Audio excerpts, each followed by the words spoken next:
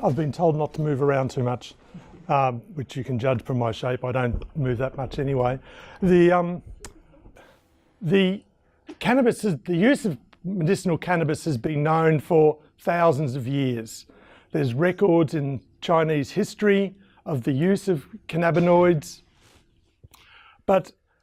and it's been used, in addition to being used medicinally, it's also been used for other purposes: rope, canvas, seeds, food. What's sort of been an important part of the Western use of cannabis was the work of O'Shannessy back in 1840. He was a British physician who was working in India and wrote a number of publications on the medicinal use of cannabis. In about the 1850s, it then started to appear in the pharmacopoeias and was present in those pharmacopoeias up until in the mid-1920s.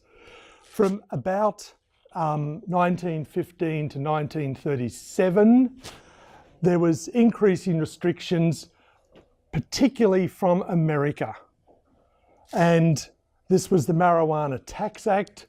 And in fact, it was a way of introducing prohibition. And it was really the start of the international narcotics restriction on cannabis. So cannabis was being classified as a narcotic inappropriately, but that's the way it was. And therefore, from then it became illegal.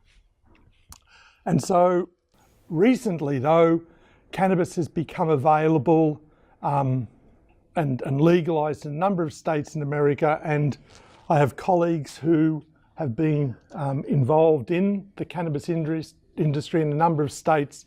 So I'm going to show you some pictures of the various facilities and that. So all of the cannabis plants that are grown are identifiable. They are tracked by barcodes, and this is in their vegetative state.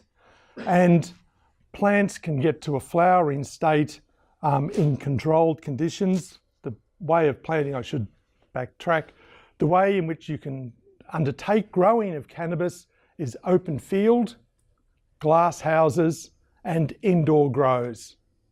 The advantage of the indoor grows is that you can control the conditions such as lighting, water, nutrients, air quality, temperature.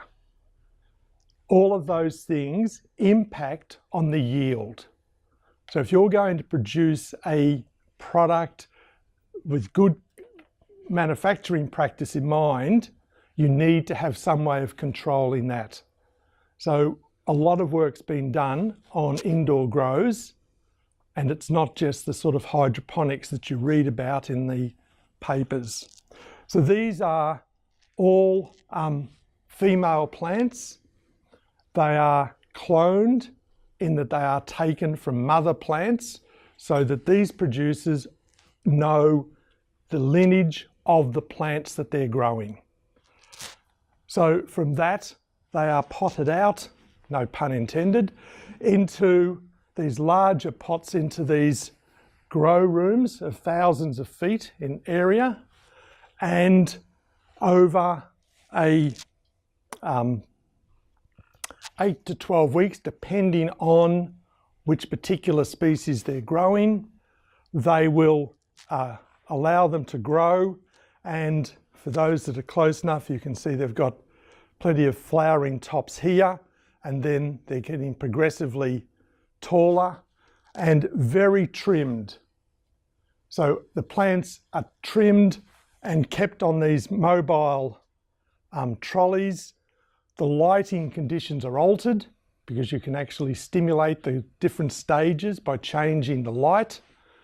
And the lights generate a large amount of heat. So in fact, most of the air conditioning is to cool the heating, cool the lighting, so that you maintain usually around the sort of 24 mark. In America, they 74 degrees. These plants are then harvested and various stages are cut. And so these are the flowering tops that are trimmed, and these can be trimmed manually, or they can be trimmed in machines that will actually take off the excess. All of the plant material is actually used for extraction. There is no waste. People don't sit outside these factories and collect the green waste as a community service or anything. And so this is the trimming of the flowers, and then the buds. Those buds are cut up into smaller sizes, put into these boxes, and then they will dehumidify those over a few weeks. So from original cutting, the cloning, through to actually putting them through the drying procedure is of the order of 16 to 20 weeks. So people can run 4 crops a year indoors. Outdoors, you can't do that sort of throughput, nor do you have the same control. So then you end up, depending on what state you're in America, and this one here is the Venice Beach in California, in Los Angeles, and this is a dispensary in Nevada. And they have different conditions on being a registered medicinal cannabis user. In America or in California, $40 enables you to actually become classified as a cannabis user. In Nevada, you can register through your doctor, and the annual fee there is $340. So there's a difference in the different states. Whilst Nevada and California are next to one another, you can't export from one state to the other. So there are considerable federal restrictions on movement of cannabis, which is interesting when you consider that in Australia, we're actually importing cannabis, not from America, or in some cases we are, but predominantly from Canada or Israel or Europe. So we don't have the same border restrictions than they do in the United States. So this is and I'll show you some more pictures here in a moment. Up on the board, this is a new dispensary. This actual dispensary belongs to that grow of that producer. So this company is completely vertically integrated. They have from plant through to product. And up here they have what the different preparations are. Banks can't deal in America with cannabis producers at the moment. Federal law restricts them or prevents them from doing so. So it's a cash environment. I went to one cannabis show, and it's the first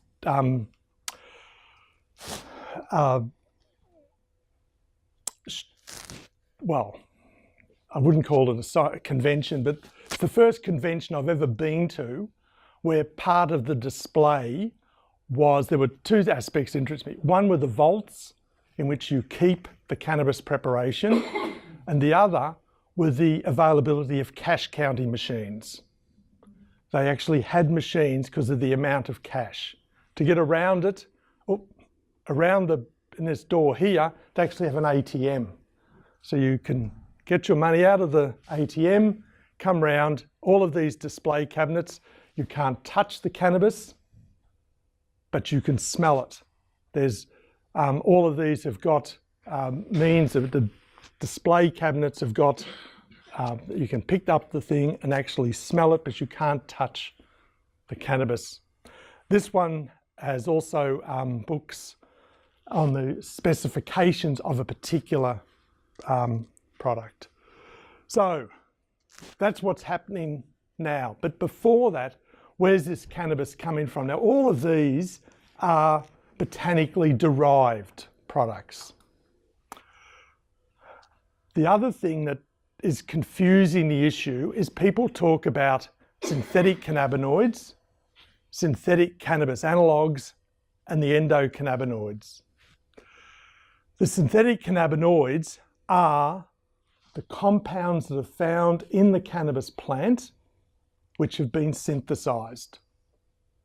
Now, the final structure of THC, the major psychoactive constituent of cannabis, wasn't actually determined until 1964. In 1967, they produced a synthetic pathway, and since then, synthetic THC has been available for research purposes. And in fact, that's funded by the National Institute of Drug Abuse. The synthetic cannabis analogues are other small molecules that have been designed to act on the cannabis receptor. And they have cannabinoid activity. Unfortunately, they also often have other activities. And those other activities is what's responsible for the psychosis and the toxicity around synthetic cannabis. So when people talk of synthetic cannabis, the K9, the spice, those sorts of things, they're talking about these analogues. They're not talking about the synthetic cannabinoids that are the cannabinoids found in the cannabis plant. The endocannabinoids are those cannabinoids that are found within the central nervous system and the periphery that are endogenous to act on the cannabinoid system, and they're thought to be a potential target.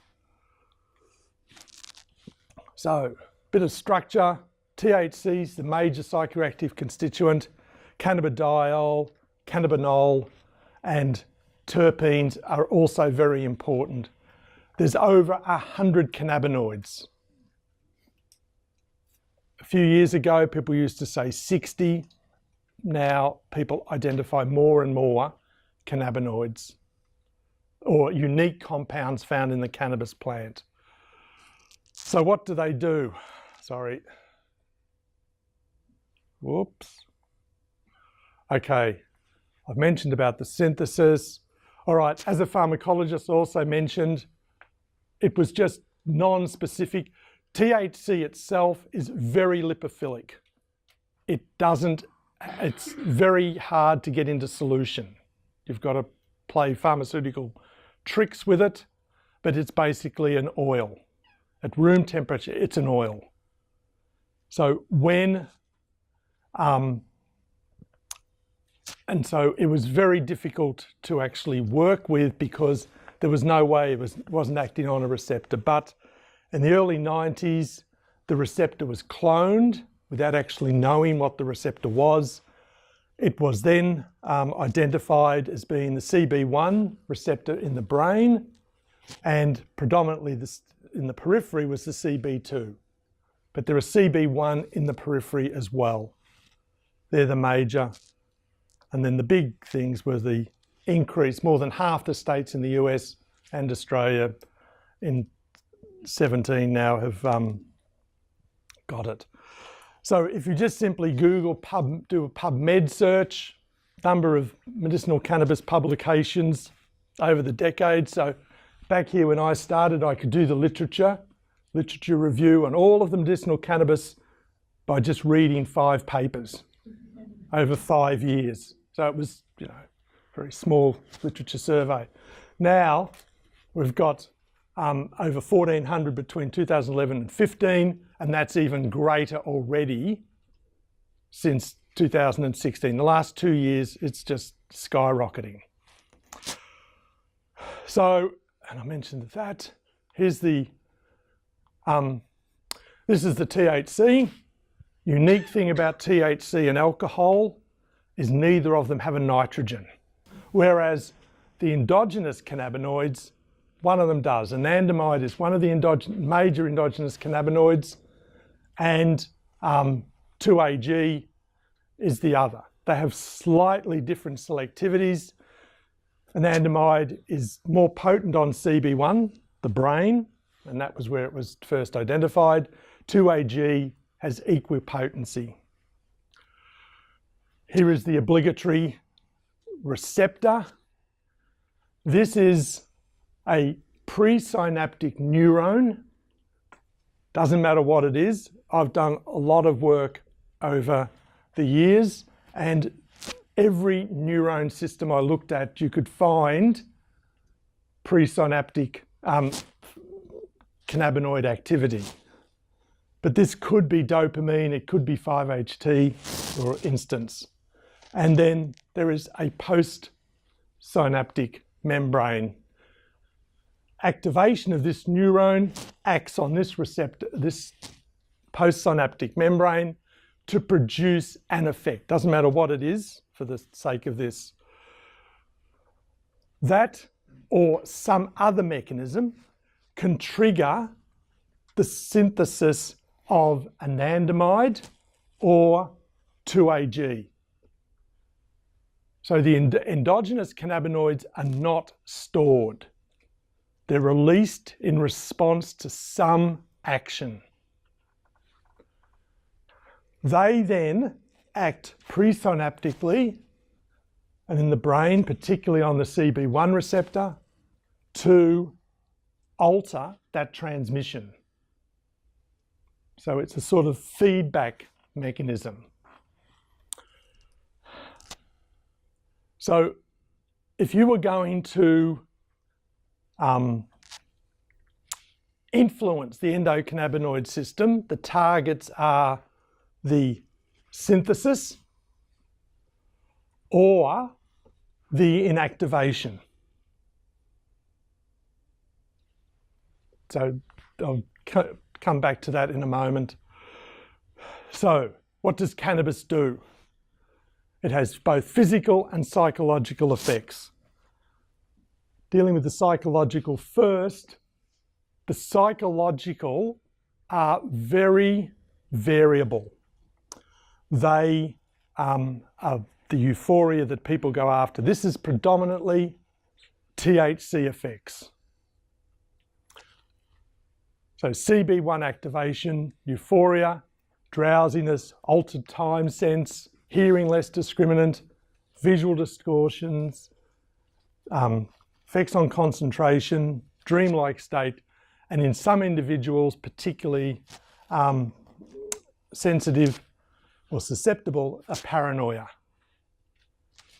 Physically, an increase in heart rate, that's a consistent effect. Very little effect on blood pressure, dose dependent, and maybe an orthostatic hypertension, conjunctival reddening, decrease in muscle strength, decrease in body temperature, intraocular pressure, and an increase in appetite, the munchies. So there, and I've put that under there as a physical effect, although there is a considerable psychological component. So what are the uses of cannabis? Now, there's a lot of hype around cannabis doing everything. You name a disease, cannabis will actually cure it. The only thing that's missing off this slide is world peace. So there's a reason for the different colours, which I hope will become obvious. But this is off a LeafLy website, which actually is an American-based, and if you go into the LeafLy website, which is a credit, I'm not breaching copyright, there is an acknowledgement here at the bottom, except it's only 50% of the acknowledgement. But if you go into LeafLy, it actually tells you about, I think when I looked at it yesterday, there were 2,471 different strains or different entries of cannabis.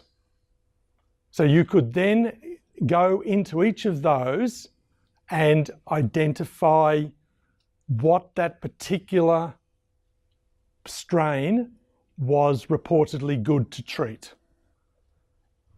And it also told you where you could obtain it. Now, being investigative, I decided to type in Richmond to see if there was anywhere close by. And I typed in Richmond and it came up with Richmond, Virginia. Bit too far to travel, but you can actually see the dispensaries in Virginia that sell these products, which ones they sell. So there's a whole lot. For those at the front, they can see this is all of the different diseases that cannabis can treat. So it got appetite loss, anorexia. I really like the fact they've got the two of the same thing next together. Cachexia, pretty good. Gastrointestinal disorders, nausea, diabetes, Crohn's. Anxiety, ADHD, stress, bipolar, OCD, PTSD, depression. Then we get down to the epilepsies. What I find interesting, under neurological, we've got osteoporosis.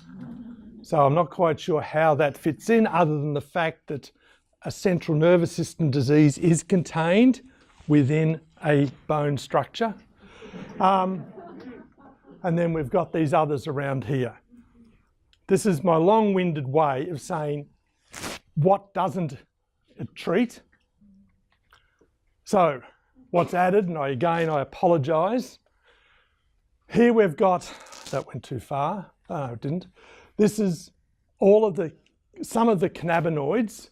There's only 3 of them listed: cannabidiol, THC, and a couple of the acids.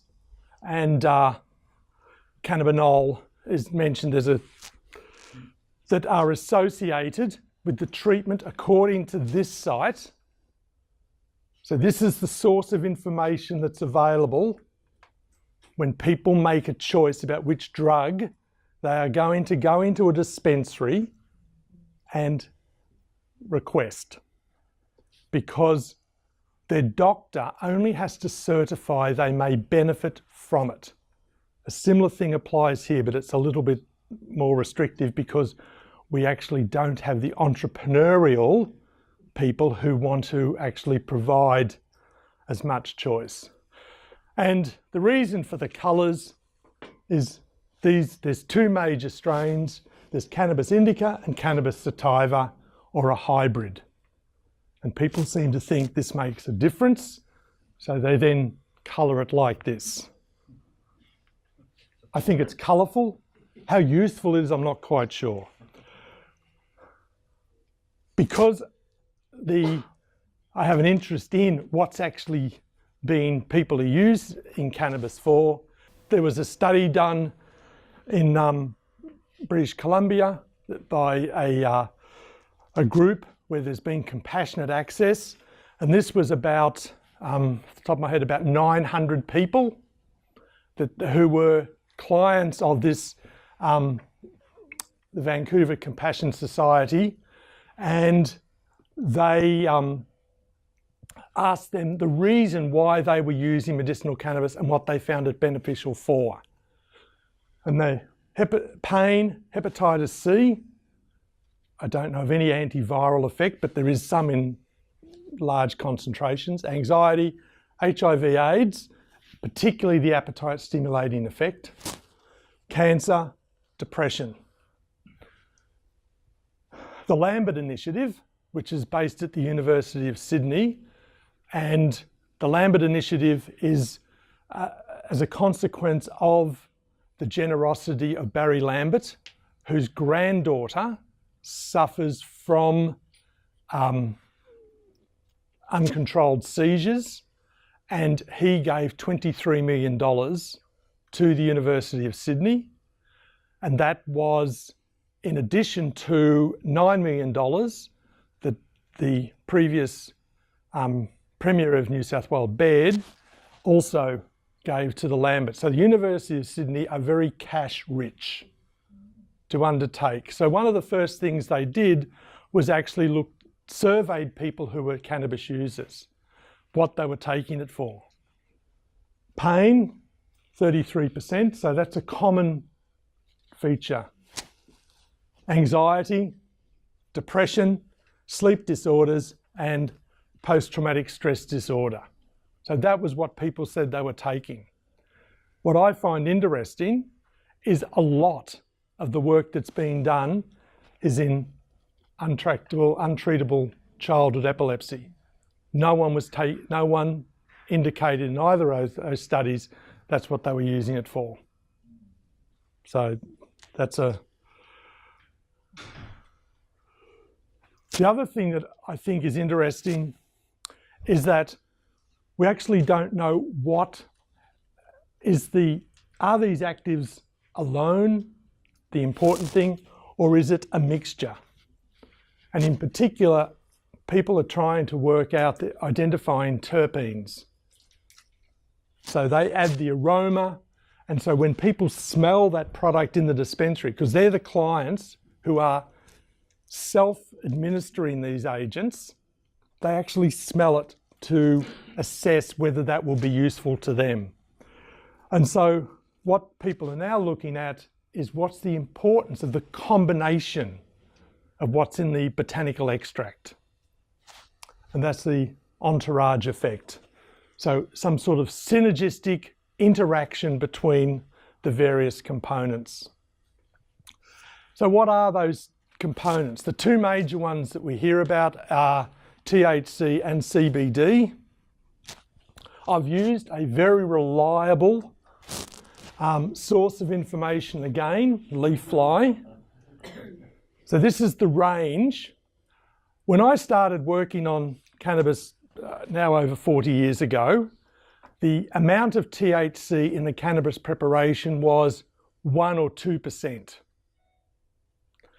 And I remember mid-80s, people started to talk about this product that came out of Hawaii, which was 15%. And so it got the name Maui Wowie. It actually, whilst it's it's referred to in LeafFly, they don't have the concentration, but Maui Wowie is now generally accepted to be, it's a very high THC, so it's around 20-25% THC. But as you can see, all of these, Granddaddy Purple, Grape Ape, LA Confidential, they're all 20+% THC. This is 10 times the concentration that was available in the mid-70s. So this is how the selection and the breeding that people have gone to actually develop these strains. And as I said, if you go to LeafFly, reliable, there's over 2,000 references now to different strains. The other one is CBD, and all of these have very low percentages. So these are targeting THC. These are drug effect. This is not a medicinal effect, in my mind. Charlotte's Web has got the reverse. It's got a very high CBD concentration, and Charlotte's Web, Charlotte's Web is was grown, I think it was Oregon, it was certainly in the States, for the treatment of a child with that intractable epilepsy. And her name was Charlotte. And it was effective, and that's how that got its name. So the high CBD has been known for some time to have, or reportedly have, an anticonvulsant activity. So the routes of administration, recreationally is usually smoked or taken orally. As regards the medicinal cannabis, you can't actually prescribe medicinal cannabis if it's going to be smoked. It's been banned. So all of the products that are available here are either oils or administered by drop. This is as far as the Australian manufacturers go, or they are capsules. So we've got the oils, capsules, and there's edibles, and I'll show you some more. Oral mucosal, Sativex is the GW Pharmaceuticals. GW Pharmaceuticals is the largest pharmaceutical company manufacturing cannabinoids. And it's got a significant presence. It's a UK company, listed originally on the London Stock Exchange. It then got dual listing with the New York Stock Exchange, and then delisted from the London Stock Exchange, and now has a market cap of just under $3 billion US. So there's a lot of money gone into this product, and Sativex is the one that's used to treat multiple sclerosis, muscle spasm. There's not one country who have done the evaluation to see whether it's to go on to the equivalent of our PBS, where in fact the numbers stack up. Benefit does not account for the cost.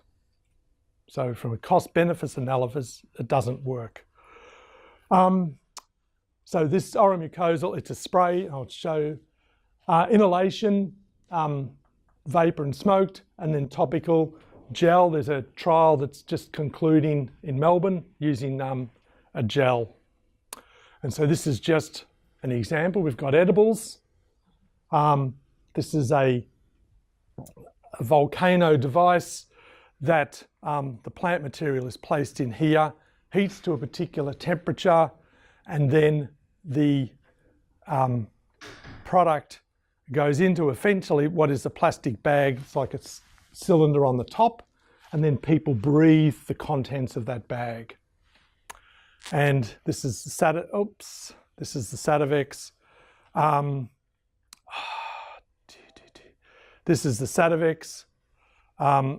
that has, it's a oral mucosal spray. So you just spray it under the tongue, and it's a combination of THC and CBD, and that's the GW product.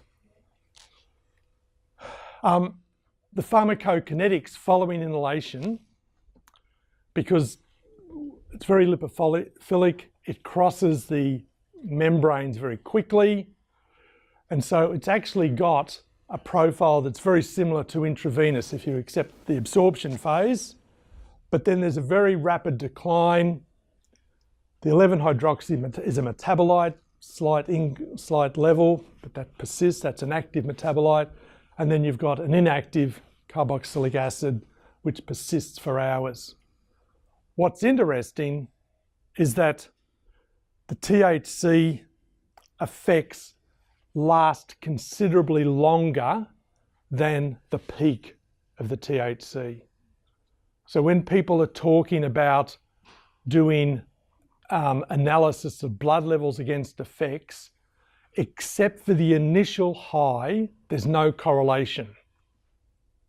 So unlike blood alcohol levels, there's no correlation between the THC level and the degree of impairment. This is the blood level. Now, if you're going to do maybe brain levels, that might have an effect, but to do that roadside, for instance, that's a little more restrictive.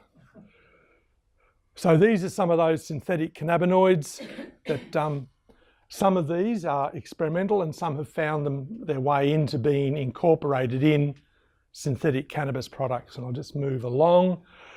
The potential uses, people want to synthesize the product and have, so the agonist we could use.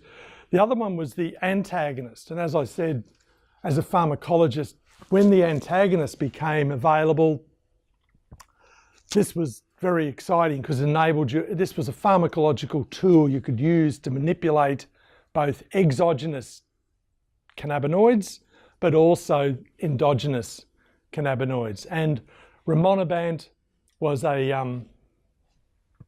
found to, is the best known of the CB1 antagonists. It was particularly good in preclinical observations, or in clinical observations rather, to reduce smoking. And in fact, there was studies done in Melbourne using rimonabant for smoking cessation, and it was actually found to be very good. And so it was potentially thought, well, here we are, might be good for smoking cessation, decrease that appetite stimulating effect, so therefore as an anorectic, and decrease psychosis, so antipsychotic.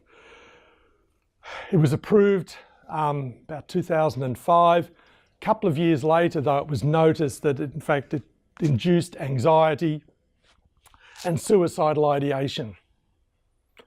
And so it was withdrawn from the market and has never been seen again since. And that's possibly because the endogenous cannabinoid system is throughout the brain, and it actually is involved very much in reward pathways. So if you actually block that system, you're not just targeting the ones which control appetite, but you're blocking them throughout, and therefore it actually decreases the pleasure of life. So that's stopped progression. The other one that you might have read about was a FAR inhibitor. Now, FAR is responsible for the breakdown of anandamide. It's the fatty acid amide hydrolase. And by reducing or inhibiting FAR, you get anandamide levels going up, activation of the endogenous system, and therefore it would be beneficial and produce maybe the appetite stimulator, whatever you wanted, the analgesic activity. And in this particular case, this was what I would regard as a very badly done study in France, a phase 1 site, where one of the patients died, one of the participants died, and another one is severely brain injured out of 6 people who participated. So this particular compound, the BIA compound,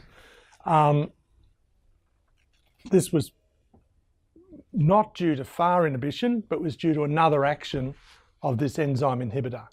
But it muddies the water when people actually look at the dangers associated, or the perceived dangers associated with cannabis. I'll come back to that. So, actually, no, I'll just show you this. This is the one of the dispensaries in Vegas, and these are the edibles. For those of you that are vegan, we have vegan cookies with 102 milligrams of THC, and it's got we've got peanut butter cookies, and so these range at around the sort of $10 a biscuit or a cookie, and they have around somewhere between 30 and 50 milligrams of THC. Now that is a reasonably good dose of THC. If you compared that to the Sativex, one spray of the Sativex is 28 milligrams. And that's the oral mucosal. So this is not bad. And here we've got Mile High Mints, the Peanut Buddha, and the Boulder Bar. Down here we've got chocolate slices with, this is bad eyesight, this is 10 milligram, 20 milligram, and 30 milligram. They're stamped into the chocolate. So you can get your own dose by, I'll have 2 of the large ones. Oh no, actually, I'll have a white chocolate today. Thank you. So if someone gives you Easter bunnies, I'd like to go back this week and see what's in Vegas this week and what they are. So accessing medicinal cannabis. There are 2 parties involved. This is the federal government and the state government. This is the state government website, and it's got a lot of information, and essentially this is from, I found this probably the most useful because I'm a very visual person. What a patient would be doing, has a discussion with the doctor applies. Now, in my day job, I am involved in running the ethics office and stopping people from doing research. My desk is nowhere near as clear as this. And so there's approving authorities for that, that's the TGA. And then approval is granted if that's relevant. And I'll tell you why that's relevant in a moment. And then the doctor prescribes the medicinal cannabis. What I find odd about this is that the doctors don't necessarily prescribe a dose. They may say that people will benefit from the drug, the same as in the States. They may prescribe an oil, but then how many drops you give is the decision of the patient. So a lot of doctors, so the uptake of being an approved doctor, so to do this, you can be you can apply under a special access scheme, or you can be an approved prescriber. To be an approved prescriber, you need to have expertise in the disease you're treating. And so once you're an approved prescriber, you can then, you don't need to get further approval from the TGA. And to get approval, doctors can apply to an HREC, because we can approve certain drug uses or device usage following a particular approval process. So that's the one, that's a little thing. So this is the, back to there. The other one, just very quickly, this is, that was in October, this is the most recent GW website, and they're talking about this use of, this is their developmental pipeline, and they've got this CBDV for the epilepsy. They've just released some preliminary results on that, and in fact, they got a 40% reduction in seizures.